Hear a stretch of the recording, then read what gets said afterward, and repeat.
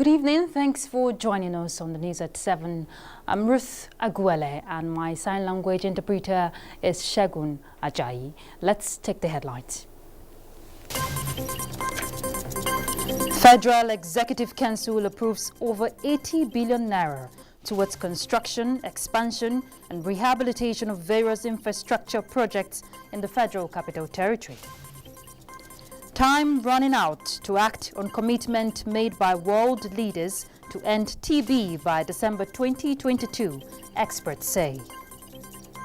And all is set for second phase of digital switchover in Nigeria.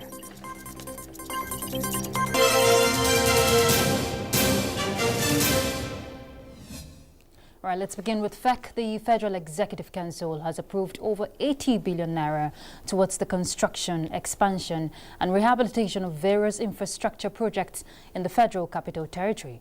Also approved is the procurement of transformers for enhanced power supply in parts of the country, as well as fertilizers as part of government intervention for sustained agricultural production in the Northeast. State House correspondent Adam Musambo has details.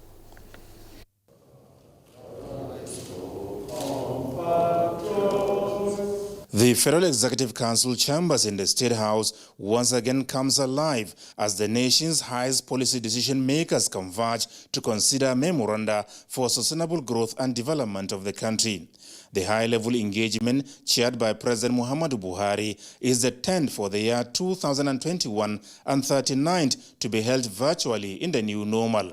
10 of such memoranda from ministries, departments and agencies were approved, 6 of them for enhanced infrastructural development in the FCT. The first memo is the revision of the contracts for the rehabilitation and expansion of the Outer Southern Expressway to Ring Road 1. The project is to gulp 15.1 billion naira. Also to be executed is the construction of 15-kilometer left-hand service carriageway of the Outer Southern Expressway, Stage 2, from the Apo Cemetery Interchange to Wasa Junction at 11.4 billion naira. Phase 1 of the Federal Secretariat Complex in the heart of Abuja is also to be rehabilitated at 8.1 billion naira. This is a secretariat that was commissioned in 1993. Quite a long time ago. So we are doing massive rehabilitation of that. The fifth memo is the upward review of the contract sum for the extension of the Inner Southern Expressway, starting from the CBN right through to the behind the diplomatic quarters, busting out at the massive roundabout at Nnamdi Azikiwe Expressway, continuing towards the expressway that is popularly known as road leading to Galadimawa. So that's a 10-lane project. By the time it is completed, it's going to be parallel to the airport expressway. 47.6 billion naira has been approved for the project, while 131.4 million naira and 110.1 million naira respectively for consultancy services in respect of the Independence and Constitution Avenue and surrounding roads in Abuja, as well as the total overhaul of a massive generator for Abuja Environmental Protection Board. The Minister of Humanitarian Affairs, Disaster Management and Social Development was also granted approval to procure organic liquid fertilizers valued at 922.8 million naira under the Emergency Agricultural Intervention Project for states affected by insurgency and devastating floods. The objective is to support these states, Yobe, Adamawa and Borno, in their agricultural activities, and we're not selling it to them. It's for free. And those states that were not affected by the insurgency, they have already been given this fertilizer in 2019 and 2020.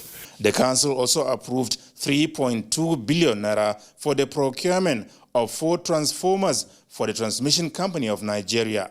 These transformers are needed to replace the transformer in system for the past 35 years in order to improve quality of power supply to the national grid. The Minister of Power, Salim Mamman, was also given the go-ahead to award a 155.2 million naira contract for the production and delivery of 1 million serialized meters for 3-meter test stations at Oshodi, Kaduna and Port Harcourt. From the State House, Adamu Sambo, NTA News. In other news, President Muhammadu Buhari has sent best wishes to the people of Greece as they celebrate the 200th anniversary of the founding of the Hellenic Republic. In a statement signed by Special Advisor to the President on Medium Publicity, President Buhari, while reflecting on the long-standing ties between both countries, says he values the significant investments Greek nationals have made in the food and agro-allied industry, contributing substantially to food sufficiency and security in Nigeria. The president recognizes the indelible marks of Greek ingenuity and scholarship in the world of arts, literature, science, sports and industry, and praised that this August occasion, which he said will surely bring fond memories of the forebears of the Greek nation and inspire the present generation to greater successes. President Buhari wishes President Katerina Sekela-Ropoulo and the people of Greece a happy Independence Day and bicentennial anniversary. Long-serving President of the Republic of Congo, Denis Sassou Nguesso, is set for another 5-year term, just as Tanzanians continue to mourn late President John Magufuli. Uche Ogecheko reports. Ainsi est élu président de la... The Republic of Congo's Interior Minister Raymond Zefiri Mumbolo said in a national address that Sassou Nguesso secured just more than 88% of the vote in Sunday's election, extending his 36 years tenure as the leader of the Central African nation. His main rival, Gay Bryce Colelas, who died as people were going to the poll, was a distant second, receiving less than 8% of the votes. The remaining votes were split between 5 other candidates. A spokesman for Colelas' campaign said the 61-year-old died of COVID-19 as he was being evacuated from Brazzaville to France for treatments.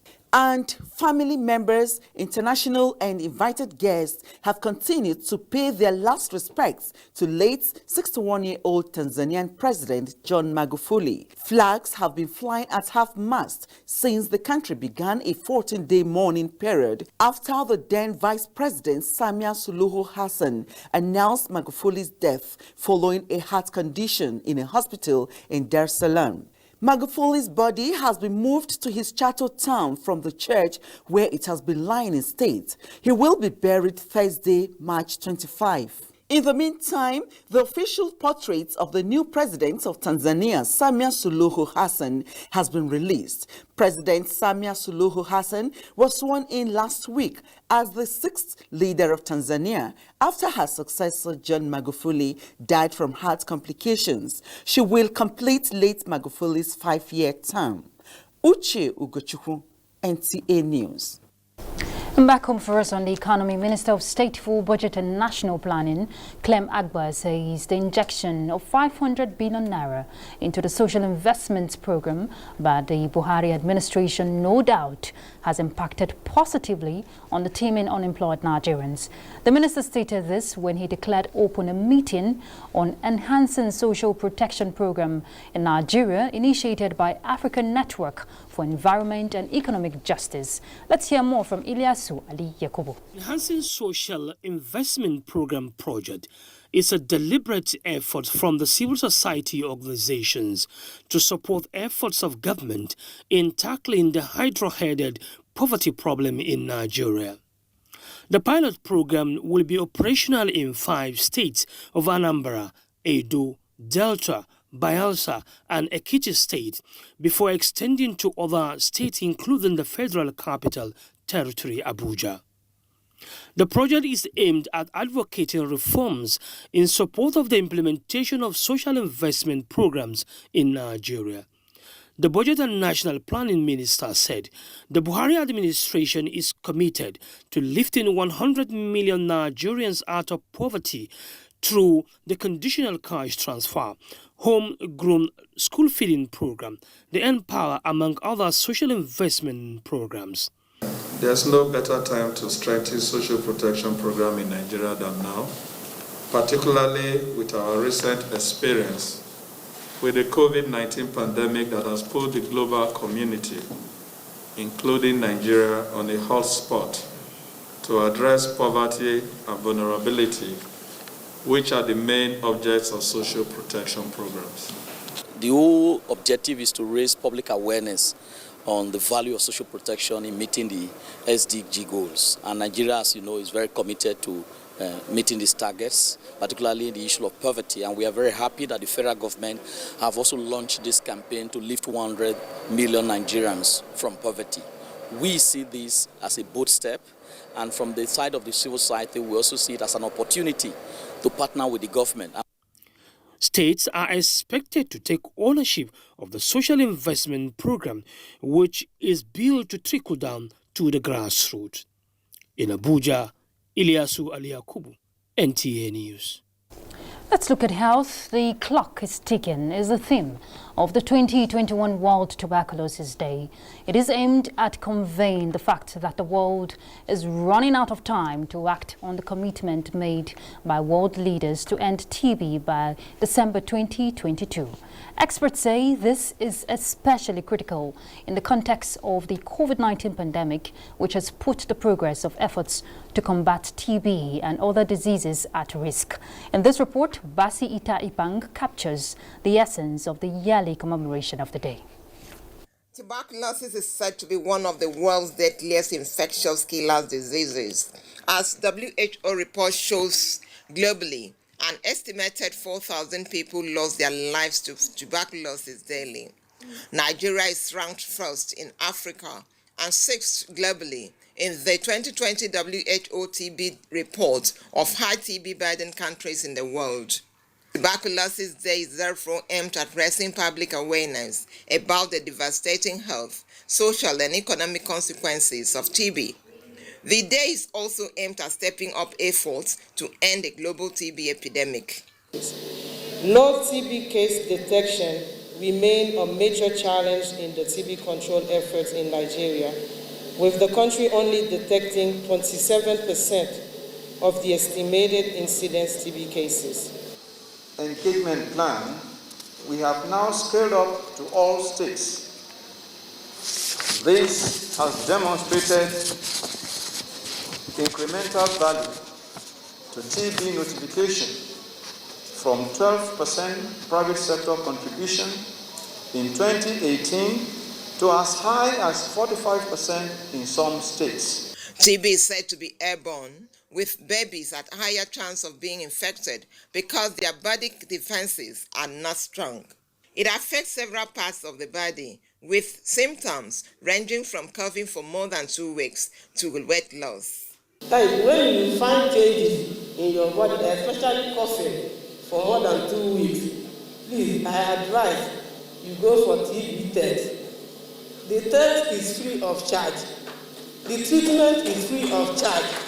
Nobody will collect anything from you to treat you from TB. Disease experts say is preventable, treatable, and curable only if detected early. Basi Taipang, NTA News. And to speak more on the day is the National Coordinator, TB Network, Olayide Akoni. Thank you very much for joining us. Thank you for having me. Good evening. Good evening to you too. Now, let's start with the theme, which is the clock is ticking. Can you tell us more about it? Yes, the theme, the clock is ticking, is very apt, given that in 2018, world leaders gathered at the UN Special Assembly, the first UN Special Assembly meeting to discuss TB, and they set targets to end TB. They set targets, they gave themselves a 5-year timeline to meet this critical target. And in 2020, there was a midterm review of progress towards those targets. And the report from that review showed that we're still way behind in meeting the targets that were set, that were supposed to be achieved by 2022. So if you look at the commitments that have been made vis-a-vis the realities on the ground, there's a huge divide. And that's why the theme, the clock is ticking, is for us a wake-up call to redouble our efforts in finding the missing TB persons and TB cases so that we can be able to meet the targets of ending TB in our communities and in our countries. And talking about doubling efforts, I'm sure you know that Nigeria is among the 30 high TB burden countries and second in Africa. And we've seen efforts so far over the years by the federal government and development partners to support its eradication. Why is that so? Why are we still in the burden countries? One of the reasons that we're still a high burden country is because there are several persons who have TB who are still undetected. They are in our communities, they're not coming to the health facilities to access care, either because they're stigmatized or they fear that they will be stigmatized, or either because they're not even aware that TB is curable. There are also reasons of different myths and misconceptions. People are not aware that TB is curable, that treatment is free, and they're oftentimes not aware that they can access these services in the DOT centers nearest to them. There are also all sorts of myths and misconceptions. So some people just say, oh, this is a cough that's particular to our family. You know, my father had it, my grandfather had it, so it's a normal cough. So they don't suspect or think that they should go to the facility. So awareness is really critical for us to create much more awareness in our communities, and then we also need to increase our case detection rate so that we can be able to find the missing TB cases, and so that we can continue and strengthen the current efforts. All right, thank you very much. Awareness is definitely the key word there. Thank you, Olayide Akoni, for your time with us. Thank you for having me. All right. And the Nigeria Governors Forum also offering their support as they join global community to observe the World Tuberculosis Day with renewed commitment to initiate and implement more interventions to contain the airborne disease, which approximately account for more than 150,000 deaths annually. In a statement signed by its chairman and governor of Ekiti State, Dr. Kayode Fayemi says the forum, in collaboration with other stakeholders, are working to address challenges by strengthening the capacity of state TB program and improved health facilities to provide TB services. The forum says the theme for 2021 celebration, "The Clock is Still Ticking," will further activate multilateral support to meet the 2030 deadline for the elimination of tuberculosis in Nigeria and appealed for continued efforts in containing COVID-19. All right, let's go on a short break. We'll be back. I am there now. Are you sure this will work? Has to. I can't miss these guys get choked. Just keep your phone on so I can listen. Today we're going to be discussing sleep disorder. What is the medical term for sleepwalking? Sonambulism. Correct. Get free Intel to Intel calls and experience HD quality conversations every time. Intel. Live more. Thanks for staying tuned. On the global scene, Germany cancels plans for a strict lockdown over Easter. Let's join Uche Ugochukwu for details. The European Union has refined its rules on the export of COVID-19 vaccine, giving it a clearer right to block shipments to countries such as Britain with higher inoculation rates and to those not exporting their own vaccine doses. German Chancellor Angela Merkel has cancelled plans for a strict lockdown over Easter, just a day after the measures were announced. Merkel said the plan was a mistake. However, statistics show global confirmed cases have crossed 125 million. Nigeria's positive infections jumped to 162,076 after recording 214 new cases Tuesday. Away from health, Sudan's cabinet has approved an initiative by the United Arab Emirates to mediate on the border disputes with neighboring Ethiopia, as well as on the row over a mega dam being constructed on the Nile. Meanwhile, Prime Minister Abiy Ahmed has confirmed for the first time that Eritrean troops entered the Ethiopian region of Tigray during the conflict. And election results from Israel suggest Prime Minister Benjamin Netanyahu's ruling Likud party was ahead, but still short of a clear parliamentary majority needed to form a government. With almost 90% of votes counted, his right-wing bloc is on course to win 59 seats. The final outcome will, among other things, determine the outcome of Israel's relationships with the Palestinians. Uche Ugochukwu, NTA News. ECOWAS Parliament has encouraged citizens in the region to embrace vaccination against the dreaded coronavirus to make the region safe for cross-border businesses. Onenge Fine-Face reports on this and mechanisms for implementing community levy to fund ECOWAS budget, which was the focus at a parliamentary seminar holding in Sierra Leone. ECOWAS, as our regional community, is determined to bridge all gaps impeding free movement of persons, goods and services. But the COVID-19 pandemic has continued to pose a threat to this pursuit. Vaccination against the virus is therefore a necessary step that member states must embrace so that, in the words of the Speaker of the ECOWAS Parliament, Sidi Mohammed Tunis, the region will either win together or perish together. The health challenge facing humanity is on the verge of being addressed. Today, we have several vaccines whose doses have been administered with remarkable success to the populations. This came up at the opening of our parliamentary seminar ongoing in Freetown, Sierra Leone, aimed at involving members of the ECOWAS Parliament in the monitoring and implementation of the protocol relating to the community levy, which constitutes the major source of financing for the budget of ECOWAS. Sadly, we are witnessing a low mobilization of the said resources, which has been around 30% of forecast over the past 3 years. In addition, the import receipts on which the community levy is based have also been due to the impact of the health crisis on the global economy.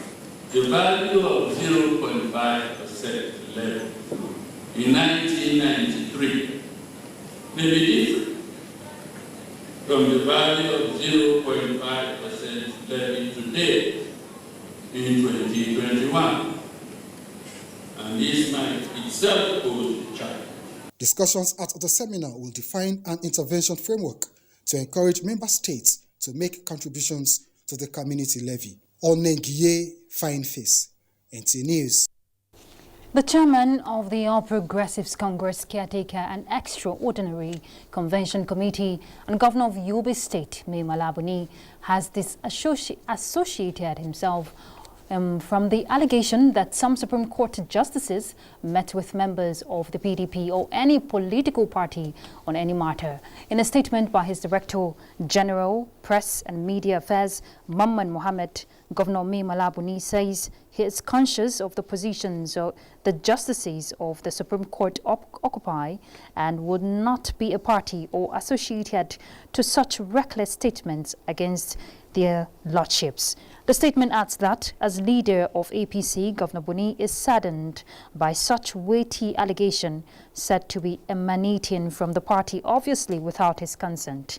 The APC caretaker chairman, on behalf of members, distances the party from the allegation and regrets the injury and hard feelings the allegation might have caused their lordships, and assured that the party will do the needful to uncover those behind such accusation.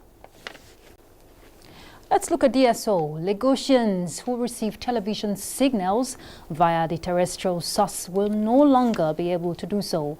This is because content providers and signal distributors are going to switch from analog to digital transmission. Acting Director General, National Broadcasting Commission, Professor Armstrong Idachaba, made this known while commending integrated television services and Star Times for their level of preparedness ahead of the April 29 switch-over date for Lagos, Kano and Rivers State. Iyabo Wale-Eri has details.